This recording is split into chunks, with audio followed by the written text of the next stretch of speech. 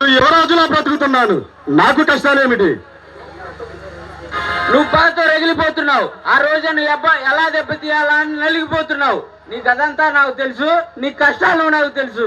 ఇన్ని విషయాలు తెలుసుకున్నావంటే నువ్వు పోలీసు అయినవి ఉండాలి, లేదా దొంగ నా కొడుకు అయినవి ఉండాలి. ఇప్పుడు పప్పులో కాలేసావు. నీ సలహా చెప్పి సాయం చేయాలని వచ్చానే కానీ అన్యాయం చేయాలని కాదు. నాకు సాయం చేస్తే నీకొచ్చే లాభం ఏమిటి? రోజా నీకు ఈ మధ్య శత్రువు అయింది, కానీ ఆ రోజా నాకు 5 ఏళ్ల క్రితమే ఆగర్భ శత్రువు. వాట్? రోజా నీకు కూడా శత్రువా? అవును, మేమిద్దరం ఒకే కాలేజీలో చదివాం. ఆమె నన్ను ప్రేమించాను, ఆమె నన్ను తిరస్కరించింది.